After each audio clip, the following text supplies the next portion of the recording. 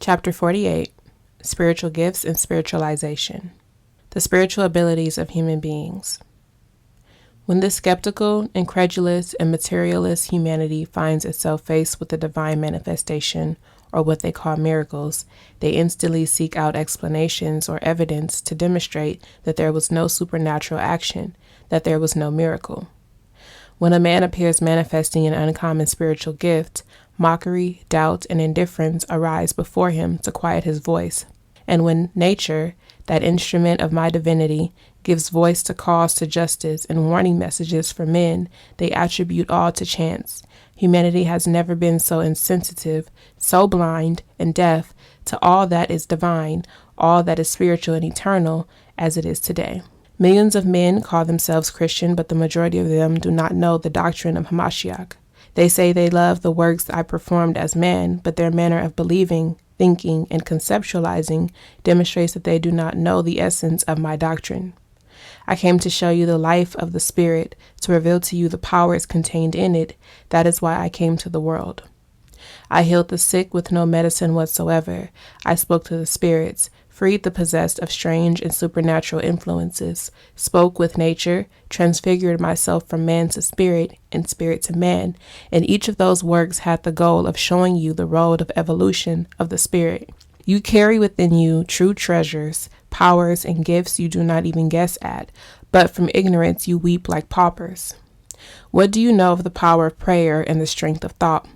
What do you know of the profound content of the communication between spirit and spirit?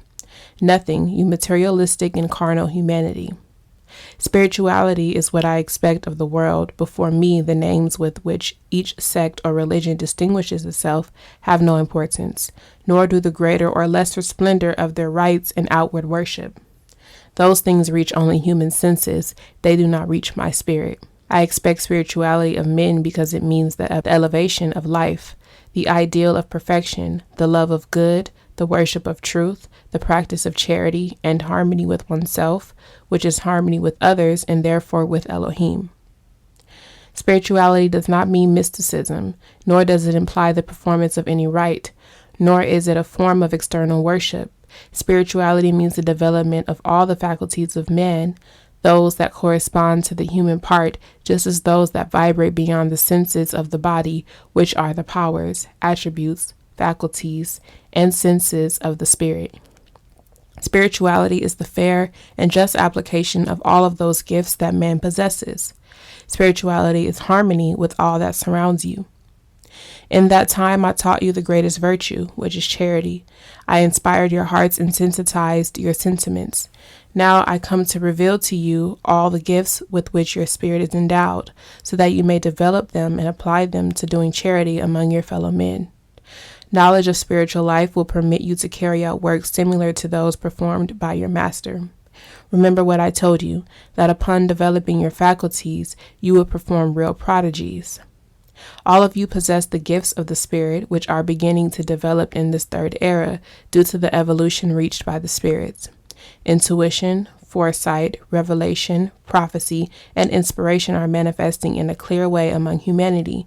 It is this that proclaims the new era. It is the light of the book of the seven seals, open in this era to the 6th chapter. You who know the reason for these manifestations and the era in which you live, channel your gifts into the road of love. Be always prepared to offer your charity, and you will always be in harmony with my law, and serve as an example for your brothers. Then you will be my disciples and be recognized as such.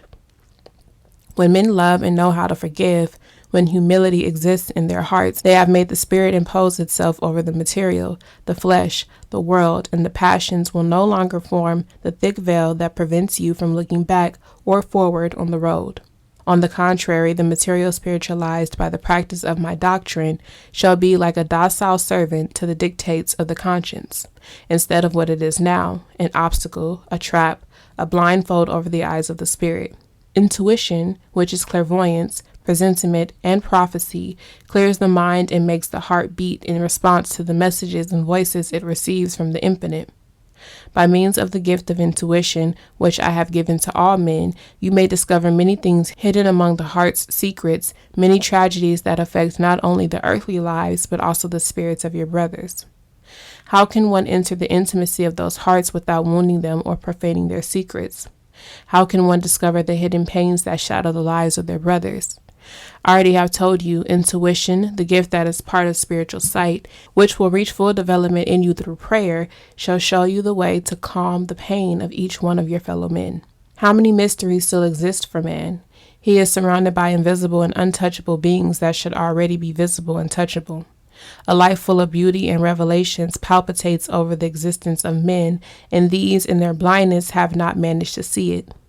A man spiritually prepared by my doctrine will be able to perform superhuman works. From his spirit and body a light, a power, and a strength will emanate, which will allow him to do that which intelligence alone is not able to perform. This is the time in which the divine light shall shine plainly in my followers, who shall exhibit the gifts of the Spirit by showing that they do not need earthly goods nor material sciences to perform charity and work prodigies. They shall heal in my name, curing the hopelessly ill, transforming water to healing balsam, and raising the dead from their deathbeds. Their prayers shall have the power to calm the wind, to assuage the elements, and combat epidemics and evil influences. The possessed shall be relieved of their obsessions, their persecutors, and their oppressors before the word, the prayer, and the power of my new disciples. Spirituality means the elevation of the sentiments, purity in life, faith, love of others, charity, humility before Yahuah, and profound respect for the gifts received. When you achieve any of these virtues, your spiritual gaze begins to enter the mansion of love and perfection. And therefore, when you reach a state of spirituality, while still on earth, you will be able to say that you inhabit, at least in moments of prayer, the spiritual valley. At the same time, you shall receive the light that reveals events of the future, because for the spirit that has begun to ascend, the future becomes less and less of a mystery.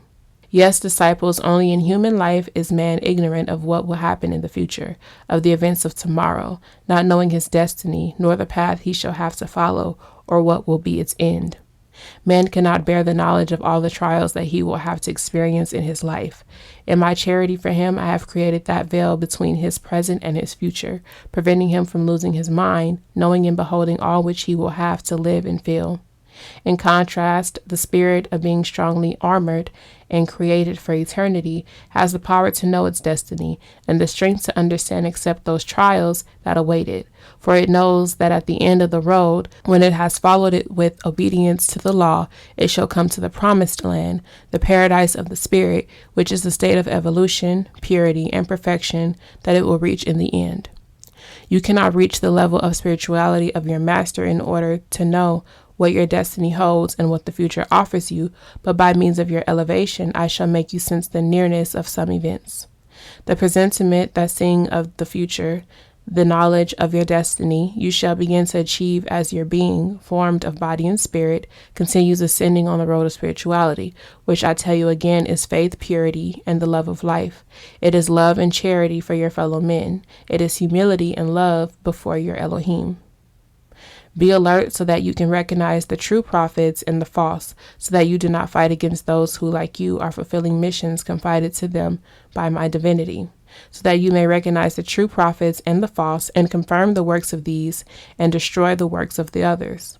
For this is the time when all the forces have risen to battle. There is good fighting evil, the light against the darkness, wisdom against ignorance, and peace against war. Requirements and characteristics of authentic spiritualism. Understand a Judas exists in each man. Yes, disciples, because in your case, the material body is Judas to the spirit. It is the material that opposes the shining light of spirituality, that which besieges the spirit to make it fall into materialism, into the lower passions.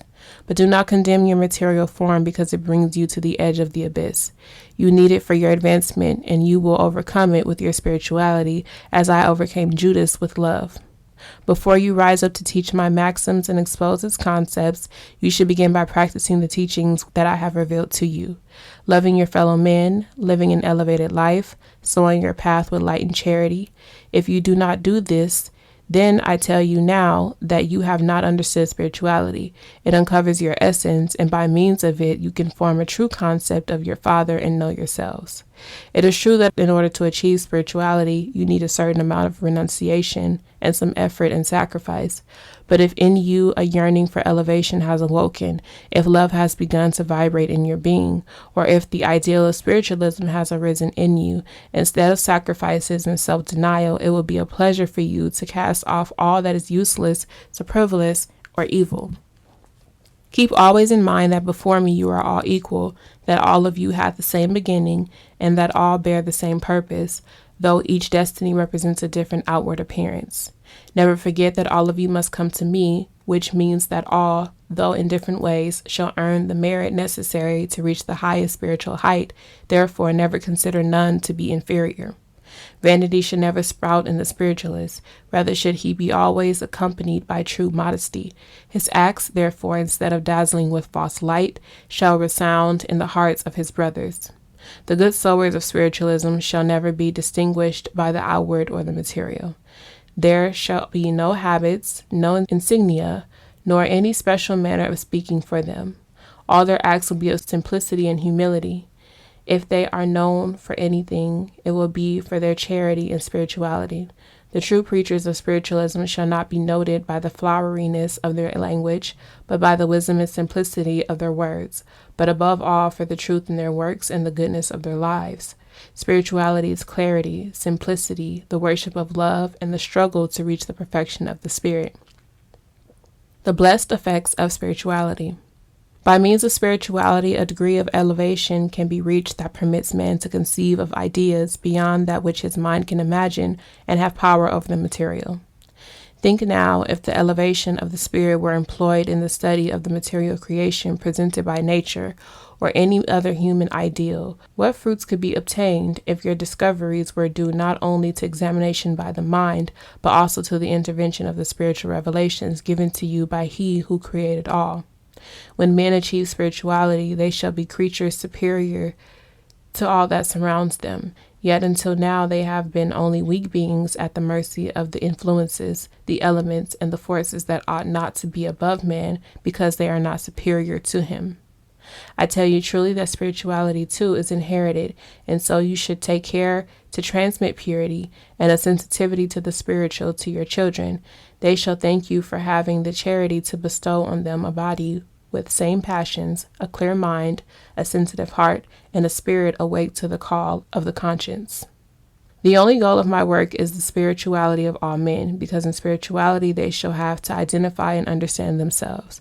In spirituality they shall see disappear the names that the exterior forms of their religions, which have been the cause of their spiritual distancing, brought about by each interpreting Elohim differently. Then, when all on their different paths come closer to spirituality, they shall understand that all they have needed to do was liberate themselves from their materialism in order to translate into spiritual form what they always took in a material way. Spirituality is all I ask of men in this time, and within what is right, that they shall see their greatest ideals fulfilled and their greatest conflicts resolved. My peace be with you.